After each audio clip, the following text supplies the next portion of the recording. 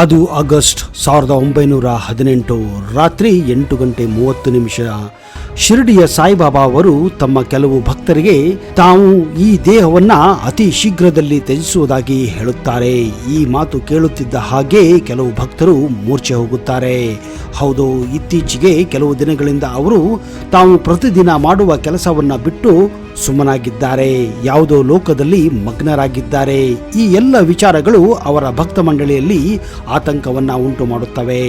ಈ ಸುದ್ದಿ ಶಿರಡಿ ಅಲ್ಲದೆ ಉಳಿದ ಭಾಗಗಳಲ್ಲೂ ಕಾಡ್ಗಿಚ್ಚಿನಂತೆ ಹರಡಲು ಪ್ರಾರಂಭಿಸುತ್ತದೆ. ಇದ್ದಕ್ಕಿದ್ದ ಹಾಗೆ ಬಾಬಾ ಅವರ ದೇಹದಲ್ಲಿ ಈ ರೀತಿ ಬದಲಾವಣೆ ಯಾಕೆ ಪ್ರಾರಂಭವಾಯಿತು ಅನ್ನುವುದು ಅವರ ಅನುಯಾಯಿಗಳಿಗೆ ಸಂಶಯ ಉಂಟಾಗಿತ್ತು. ಇದರ ಹಿಂದಿನ ಮರ್ಮ ಏನು ಎಂದು ಯಾರಿಗೂ ಕೂಡ ಗೊತ್ತಾಗುತ್ತಿರಲಿಲ್ಲ. ಆದರೆ ಕೆಲವು ದಿನಗಳ ಹಿಂದೆ ದ್ವಾರಕಾಮಾಯಿ ಮಸೀದಿಯಲ್ಲಿ ಮಧ್ಯರಾತ್ರಿ ಸಾಯಿಬಾಬಾ ಅವರನ್ನ ಭೇಟಿ ಮಾಡಲು ಕೆಲವು ಬ್ರಿಟಿಷ್ ಅಧಿಕಾರಿಗಳು ಬಂದು ಹೋಗುತ್ತಿದ್ದರು ಎನ್ನುವ ಮಾಹಿತಿ ಗೊತ್ತಾಗುತ್ತದೆ. ಮುಂದೇನಾಯಿತು ಅನ್ನುವುದು ನಿಜಕ್ಕೂ ಕುತೂಹಲಕಾರಿಯಾಗಿದೆ. ಯಾಕಂದ್ರೆ ಮುಂದೆ ಕೇವಲ 3 ತಿಂಗಳಲ್ಲಿ ಸಾಯಿಬಾಬಾ ಅವರ ಸಾವಾಗಿತ್ತು. ಹೌದು, ಈ ಎಲ್ಲ ನಿಗೂಢ ಮಾಹಿತಿ ನಿಮಗೆ ಗೊತ್ತಾಗಬೇಕೆಂದರೆ ಈ ವಿಡಿಯೋನ ಕೊನೆವರೆಗೂ ನೀವು ನೋಡಲೇಬೇಕು. ಅದಕ್ಕಿಂತ ಮೊದಲು ನೀವು ನಮ್ಮ ಚಾನಲ್ಗೆ ಹೊಸಬರಾಗಿದ್ದರೆ ದಯವಿಟ್ಟು ಈಗಲೇ ಸಬ್ಸ್ಕ್ರೈಬ್ ಮಾಡಿ, ಜೊತೆಗೆ ಬೆಲ್ ಐಕನ್ ಕೂಡ ಪ್ರೆಸ್ ಮಾಡಿ.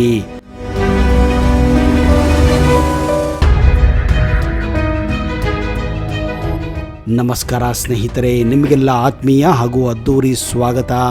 ಇಂದಿಗೂ ಶಿರಡಿ ಧಾಮದಲ್ಲಿ ಸಾಯಿಬಾಬಾ ಅವರ ಧೂಪ ಉರಿಯುತ್ತಾನೆ ಇರುತ್ತದೆ. ಒಬ್ಬ ವ್ಯಕ್ತಿ ಯಾವುದೇ ತೊಂದರೆಯಿಂದ ಬಳಲುತ್ತಿದ್ದರೆ ಆ ವ್ಯಕ್ತಿಗೆ ಸಾಯಿಬಾಬಾ ಅವರ ಈ ಧೂಪದ ಹೊಗೆಯನ್ನ ನೀಡುವುದರಿಂದ ಅವನು ಅದರಿಂದ ಮುಕ್ತನಾಗುತ್ತಾನೆ ಎನ್ನುವ ನಂಬಿಕೆ ಇದೆ. ಅದಕ್ಕಾಗಿಯೇ ಸಾಯಿಬಾಬಾರ ಧ್ವನಿಯನ್ನ ಅತ್ಯಂತ ಪವಿತ್ರ ಎಂದು ಪರಿಗಣಿಸಲಾಗಿದೆ. 1858ರಲ್ಲಿ ಬಾಬಾ ಅವರು ಶಿರಡಿಗೆ ಬಂದಾಗ ದ್ವಾರಕಾಮಾಯಿ ಎಂಬ ಒಂದು ಮಸೀದಿಯಲ್ಲಿ ವಾಸವಾಗಿದ್ದರು. ಈ ಸಂದರ್ಭದಲ್ಲಿ ಅವರು ಪ್ರತಿನಿತ್ಯ ಧೂಪದ ಹೊಗೆಯನ್ನ ಹಾಕುತ್ತಿದ್ದರು. ಅಂದಿನಿಂದ ಇಲ್ಲಿಯವರೆಗೆ ಪ್ರತಿನಿತ್ಯ ಧೂಮೀಕರಣ ಇಲ್ಲಿ ಮಾಡಲಾಗುತ್ತದೆ. ಸಾಯಿಬಾಬಾರ ಶಿರಡಿ ಧಾಮದಲ್ಲಿ ಒಂದು ಅದ್ಭುತವಾದ ಬೇವಿನ ಮರ ಇದೆ. ಇದೇ ಮರದ ಕೆಳಗೆ ಸಾಯಿಬಾಬಾ ಅವರು ಕುಳಿತುಕೊಂಡು ಸಮಯವನ್ನ ಕಳೆಯುತ್ತಿದ್ದರು ಎನ್ನುವ ನಂಬಿಕೆ ಇದೆ. ಈ ಕಹಿ ಬೇವಿನ ಸೊಪ್ಪು ಸಿಹಿಯಾಗಲು ಬಾಬಾ ಅವರ ಪವಾಡಗಳೇ ಕಾರಣ. ಶಿರಡಿ ತಲುಪುವ ಭಕ್ತರು ಈ ಮರದ ಎಲೆಗಳನ್ನ ಪಡೆಯಲು ಕಾತರರಾಗಿರುತ್ತಾರೆ. ಆದರೆ ಈಗ ಈ ಮರಕ್ಕೆ ಯಾರೂ ಹಾನಿ ಮಾಡದಂತೆ ಭದ್ರತಾ ಕಟ್ಟೆಯನ್ನು ಕೂಡ ಇಲ್ಲಿ ನಿರ್ಮಾಣ ಮಾಡಲಾಗಿದೆ. ಸಾಯಿಬಾಬಾ ಅವರ ಶಿರಡಿ ಧಾಮವು ಪವಾಡಗಳಿಗೆ ಹೆಸರುವಾಸಿ ಮಾತ್ರ ಅಲ್ಲ, ಈ ದೇವಾಲಯವು ವಿಶ್ವದ ಅತ್ಯಂತ ಶ್ರೀಮಂತ ದೇವಾಲಯಗಳಲ್ಲಿ ಒಂದಾಗಿದೆ. ಸಮಾಧಿಯ ದೇವಸ್ಥಾನದ ಸಮೀಪದಲ್ಲಿರುವ ದೊಡ್ಡ ಸಭಾಂಗಣದಲ್ಲಿ ಸಾಯಿಬಾಬಾ ಅವರ ಅಮೃತ ಶಿಲೆಯ ವಿಗ್ರಹವಿದ್ದು ಇದರ ದರ್ಶನಕ್ಕೆ ದೇಶ ವಿದೇಶಗಳಿಂದ ಭಕ್ತರು ಇಲ್ಲಿ ಬರುತ್ತಾರೆ ಹಾಗೂ ನಮಿಸುತ್ತಾರೆ.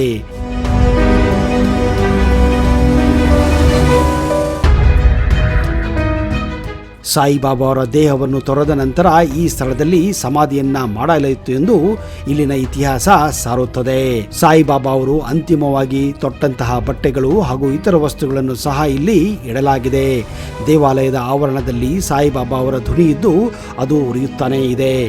ಸಾಯಿಬಾಬಾ ಸಮಾಧಿಗೆ ಭೇಟಿ ನೀಡುವ ಪ್ರತಿಯೊಬ್ಬ ಭಕ್ತರು ತಮ್ಮ ಜೀವನದಲ್ಲಿ ಅಪಾರ ಸಂತೋಷವನ್ನ ಪಡೆದುಕೊಳ್ಳುತ್ತಾರೆ. ನೀವೇನಾದ್ರೂ ಸ್ಕ್ರಬ್ ಅನ್ನ ಬಳಸ್ತಾ ಇದ್ರೆ ಈಗಲೇ ಸೇರಿ. ಇಷ್ಟು ದಿನ ನೀವು ನಿಮ್ಮ ಮೈ ಮೇಲೆ ಇರುವಂತಹ ಗಲೀಜು ನಿಮಗೆ ಗೊತ್ತಾಗ್ತಾ ಇರಲಿಲ್ಲ. ನಿಮ್ಮ ಡೆಡ್ ಸ್ಕಿನ್ ಯಾವ ರೀತಿ ನಿಮ್ಮ ಅಂದ ಚಂದವನ್ನ ಹಾಳು ಮಾಡ್ತಿತ್ತು ಅಂತ ನಿಮಗೆ ಗೊತ್ತಿರಲಿಲ್ಲ.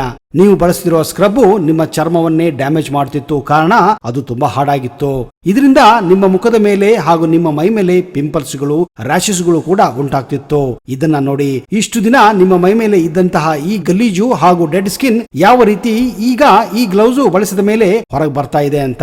ಸ್ನಾನ ಮಾಡುವಾಗ ಬರೀ ಸಾಬೂನು ಹಚ್ಚಿದ್ರೆ ಆಗೋದಿಲ್ಲ, ನಮ್ಮ ಮೈ ಕ್ಲೀನ್ ಆಗೋದಿಲ್ಲ, ಜೊತೆಗೆ ಹೊಳೆಯೋದಿಲ್ಲ ಕೂಡ. ಅಷ್ಟೇ ಅಲ್ಲ, ನಮ್ಮ ಚರ್ಮದ ಮೇಲಿರುವ ಡೆಡ್ ಸ್ಕಿನ್ ಕೂಡ ಹಾಗೆ ಉಳಿಯುತ್ತೆ. ಇದರಿಂದ ನಮ್ಮ ಮುಖ ಹಾಗೂ ನಮ್ಮ ದೇಹ ವಯಸ್ಸದಂತೆ ಕಾಣುತ್ತೆ. ಈಗ ನಿಮಗೆ ಒಂದು ಕೊರಿಯನ್ ಟೆಕ್ನಾಲಜಿ ಬಳಸಿ ಡೆಡ್ ಸ್ಕಿನ್ ಅನ್ನ ತೆಗೆಯುವಂತಹ ಹಾಗೂ ಪಿಂಪಲ್ಸ್ ಗಳನ್ನ ಮುಖದಿಂದ ತೆಗೆದು ಹಾಕಲು ಒಂದು ಗ್ಲೌಸ್ ಅನ್ನ ಪರಿಚಯ ಮಾಡ್ತಾ ಇದ್ದೀವಿ. ಈ ಸ್ಕ್ರಬ್ ಅನ್ನ ಈಗಲೇ ಆರ್ಡರ್ ಮಾಡಿ. ಇದರ ಬೆಲೆ ಕೇವಲ 999 ಮಾತ್ರ. ಆದ್ರೆ ನಮ್ಮ ವೆಬ್ಸೈಟ್ ಮೂಲಕ ಇದನ್ನು ನೀವು ಆರ್ಡರ್ ಮಾಡಿದ್ರೆ 50% ಕಡಿಮೆ ಬೆಲೆಗೆ ಸಿಗುತ್ತೆ. ಅಂದ್ರೆ ಕೇವಲ 449 ಮಾತ್ರ. ಇದು ಲಿಮಿಟೆಡ್ ಆಫರ್ ಕೂಡ ಇದೆ. ಈ ಸ್ಕ್ರಬ್ ಅನ್ನ ಬಳಸಿ ನಿಮ್ಮ ಚರ್ಮದ ಅಂದ ಚಂದವನ್ನ ಹೆಚ್ಚಿಸಿಕೊಳ್ಳಿ. ಹಾಗಾದ್ರೆ ತಡ ಯಾಕೆ? ಡಿಸ್ಕ್ರಿಪ್ಷನ್ ಬಾಕ್ಸ್ ನಲ್ಲಿರುವಂತಹ ಲಿಂಕ್ ಅನ್ನ ಕ್ಲಿಕ್ ಮಾಡಿ ಈಗಲೇ ಅದನ್ನ ಪರ್ಚೇಸ್ ಮಾಡಿ.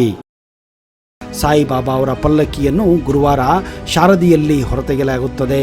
ಇದರಲ್ಲಿ ಭಾಗವಹಿಸುವವರ ಪ್ರತಿಯೊಂದು ಕೆಲಸಗಳು ಯಶಸ್ಸು ಸಿಗುತ್ತದೆ ಎನ್ನುವ ನಂಬಿಕೆ ಅಲ್ಲಿನ ಭಕ್ತ ಮಂಡಳಿಯಲ್ಲಿದೆ.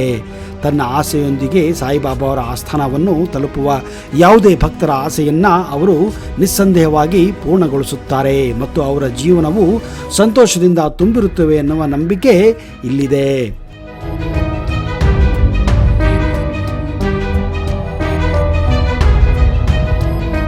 ಸಾಯಿಧಾಮದಲ್ಲಿ ಬಾಬಾರ ಆರತಿಯನ್ನ ದಿನಕ್ಕೆ 5 ಬಾರಿ ನಡೆಸಲಾಗುತ್ತದೆ. ಆ ಆರತಿಗಳು ಈ ರೀತಿ ಇವೆ: ಭೂಪಾಲಿ ಆರತಿ, ಕಾಕಡ ಆರತಿ, ಮಧ್ಯಾಹ್ನದ ಆರತಿ, ಧೂಪ ಆರತಿ. ಗುರುವಾರ ಸಾಯಿಬಾಬಾ ಅವರ ದರ್ಶನಕ್ಕೆ ವಿಚಿನ್ನ ಮಹತ್ವ ಇದೆ. ಸಾಯಿಬಾಬಾ ಅವರ ನಿಜವಾದ ಹೆಸರು ಹಾಗೂ ಜನ್ಮಸ್ಥಳದ ಬಗ್ಗೆ ಯಾವುದೇ ಸ್ಪಷ್ಟ ಉಲ್ಲೇಖಗಳು ನಮಗೆ ಇಲ್ಲಿಯವರೆಗೂ ದೊರೆತಿಲ್ಲ. ಇದರ ಬಗ್ಗೆ ಬಾಬಾ ಅವರನ್ನು ಕೇಳಿದಾಗ ಯಾವುದೇ ಸೂಕ್ತವಾದ ಸ್ಪಂದನ ಸಿಕ್ಕಿಲ್ಲವೆಂದು ಆಗಿನ ಇತಿಹಾಸಕಾರರು ದಾಖಲೆ ಮಾಡಿದ್ದಾರೆ. ಸಾಯಿಬಾಬಾ ಅವರು ಶಿರಡಿಗೆ ಆಗಮಿಸಿದಾಗ ಅವರಿಗೆ ಯಾವ ಹೆಸರಿತ್ತು ಎಂಬ ಬಗ್ಗೆ ಇತಿಹಾಸದಲ್ಲಿ ಇಲ್ಲಿಯವರೆಗೂ ಸ್ಪಷ್ಟ ಉಲ್ಲೇಖ ಕೂಡ ಇಲ್ಲ. ಆದರೆ ಸ್ಥಳೀಯ ಖಂಡೋಬಾ ದೇವಾಲಯದ ಆಗಮಿಕರು ಅವರನ್ನು ಕಂಡು ಯಾ ಸಾಯಿ ಅಂದರೆ ಸಾಯಿ ಸುಸ್ವಾಗತ ಎಂದು ಉದ್ಗರಿಸಿದ್ದರು ಅಷ್ಟೇ. ಅಂದಿನಿಂದ ಅವರ ಹೆಸರು ಸಾಯಿಬಾಬಾ ಎಂದೇ ಪ್ರಸಿದ್ಧಿಯಾಗಿದೆ. ಸಾಯಿ ಎನ್ನ ಪದವು ಪರ್ಷಿಯಾ ಭಾಷೆಯಲ್ಲಿ ಸೂಫಿ ಸಂತರುಗಳಿಗೆ ಕೊಡುತ್ತಿದ್ದಂತಹ ಒಂದು ಬಿರುದಾಗಿತ್ತು ಹಾಗೂ ಅದು ಬಡ ವ್ಯಕ್ತಿ ಎಂದು ಅರ್ಥ ಕೊಡುತ್ತದೆ. ಬಾಬಾ ಅವರು ಲೇಂಡಿ ಬಾಗ್ ಎಂಬ ಉದ್ಯಾನವನ್ನ ನೋಡಿಕೊಳ್ಳುತ್ತಿದ್ದರು ಎಂದು ನಂಬಿಕೆ ಇದೆ. ಸಮೀಪದಲ್ಲಿಯೇ ಹರಿಯುತ್ತಿರುವ ಲೇಂಡಿ ಎಂಬ ಚಿಕ್ಕ ನದಿಯ ಹೆಸರಾಗಿದೆ. ಈ ಉದ್ಯಾನವನ ಈಗಲೂ ಅಸ್ತಿತ್ವದಲ್ಲಿದೆ. ಇದು ಬಾಬಾ ಅವರ ಜೀವನಕ್ಕೆ ಸಂಬಂಧಿಸಿದ ಕೆಲವು ಭಕ್ತರು ಹಾಗೂ ಪ್ರಾಣಿಗಳ ಸಮಾಧಿಗಳನ್ನ ಒಳಗೊಂಡಿದೆ. ಈಗಲೂ ಕೂಡ ಅನೇಕ ಭಕ್ತಾದಿಗಳು ಶಿರಡಿಗೆ ಹೋದಾಗ ಈ ಒಂದು ಉದ್ಯಾನವನಕ್ಕೆ ಭೇಟಿ ಕೊಟ್ಟು ನಮಸ್ಕರಿಸಿ ಬರುತ್ತಾರೆ.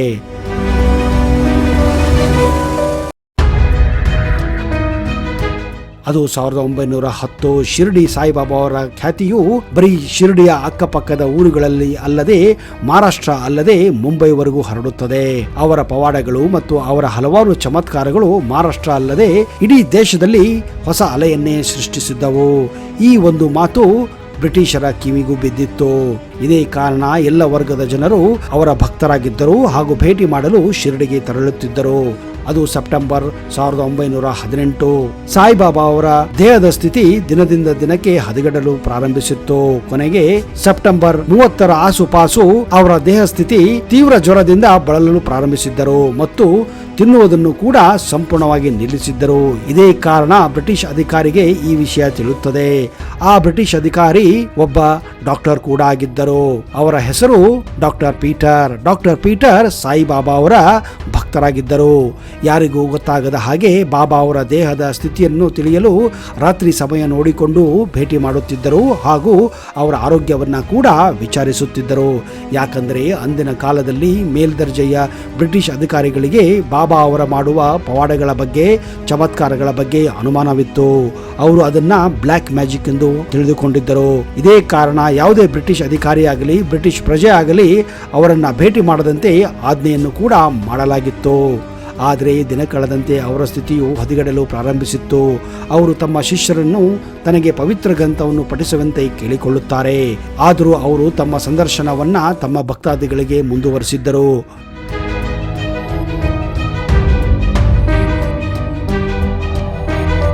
ಕೊನೆಗೆ ವಿಪರೀತ ಜ್ವರದಿಂದ 15 ಅಕ್ಟೋಬರ್ 1918ರಂದು ತಮ್ಮ ಪ್ರಾಣವನ್ನ ಬಾಬಾ ತ್ಯಜಿಸಿದ್ದರು. ಅದು ವಿಜಯದಶಮಿಯ ದಿನವಾಗಿತ್ತು. ಅವರ ಅಂತಿಮ ಸಂಸ್ಕಾರದಲ್ಲಿ ಸಾವಿರಾರು ಜನರು ಭಾಗವಹಿಸಿದ್ದರು. ಅವರ ಸಾವಿನ ಸುದ್ದಿ ಕೇಳಿ 18 ಜನ ಭಕ್ತರು ಹೃದಯಾಘಾತದಿಂದ ಸಾವನ್ನಪ್ಪಿದ್ದರು ಎನ್ನುವ ಮಾಹಿತಿ ದೊಡ್ಡ ಸುದ್ದಿಯನ್ನೇ ಮಾಡಿತ್ತು. ಅವರ ಅವಶೇಷಗಳನ್ನ ಶಿರಡಿಯ ಬೂಟಿವಾಡದಲ್ಲಿ ಸಮಾಧಿ ಮಾಡಲಾಯಿತು. ನಂತರ ಇದು ಶ್ರೀ ಸಮಾಧಿ ಮಂದಿರ ಅಥವಾ ಶಿರಡಿ ಸಾಯಿಬಾಬಾ ದೇವಸ್ಥಾನ ಎಂದು ಕರೆಯಲು ಪ್ರಾರಂಭಿಸುತ್ತಾರೆ. ಅಂದಿನಿಂದ ಇಲ್ಲಿಯವರೆಗೂ ಇಲ್ಲಿ ಪೂಜಾ ನಿರಂತರವಾಗಿ ನಡೆಯುತ್ತಾನೆ ಬಂದಿದೆ. ಶಿರಡಿ ಒಂದು ಜಾತ್ಯತೀತ ಸ್ಥಳವಾಗಿದ್ದು ಅಲ್ಲಿ ಎಲ್ಲಾ ಧರ್ಮಗಳನ್ನ ಒಂದಾಗಿ ಪರಿಗಣಿಸಲಾಗುತ್ತದೆ. ಸಬ್ಕಾ ಮಾಲಿಕ್ ಏಕ್ ಹೇ ಎಂದು ಹೇಳುವ ಮೂಲಕ ಪವಿತ್ರ ಸಮಾನತೆ ಮತ್ತು ಮಾನವೀಯತೆ ಮತ್ತು ಶಾಂತಿಯ ಉಡುಗೊರೆಯನ್ನ ಎಲ್ಲರಿಗೂ ಪಸರಿಸಿದ ಪವಿತ್ರ ಸಂತನಿಗೆ ಸೇರಿದ ಸ್ಥಳ ಇದಾಗಿದೆ. ಸಾಯಿಬಾಬಾ ಹೆಜ್ಜೆ ಗುರುತುಗಳು ಈ ಪಟ್ಟಣವನ್ನ ಪವಿತ್ರ ಸ್ಥಳವನ್ನಾಗಿ ಮಾಡಿದೆ. ದಸರಾ ದಿನವೇ ಶಿರಡಿ ಸಾಯಿಬಾಬಾ ಸಮಾಧಿ ಹೊಂದಿದ್ದರು. ಹೀಗಾಗಿ ಸಾಕಷ್ಟು ಮಂದಿ ಭಕ್ತರು ವಿಜಯದಶಮಿ ಎಂದು ಸಾಯಿಬಾಬಾರ ಸಮಾಧಿಯ ದರ್ಶನ ಪಡೆಯಲು ತೆರಳುತ್ತಾರೆ ಹಾಗೂ ಧನ್ಯರಾಗುತ್ತಾರೆ.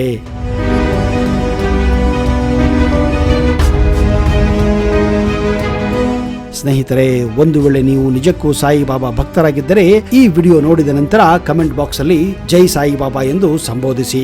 ಇಂತಹದೇ ಅಚ್ಚರಿಯ ಹಾಗೂ ಅದ್ಭುತ ಮಾಹಿತಿಯೊಂದಿಗೆ ಮುಂದಿನ ಸಂಚಿಕೆಯಲ್ಲಿ ಮತ್ತೆ ಬರುತ್ತೇನೆ. ಅಲ್ಲಿಯವರೆಗೆ ಜೈ ಹಿಂದ್, ಜೈ ಕರ್ನಾಟಕ. ನಿಮಗೆಲ್ಲ ಶುಭವಾಗಲಿ.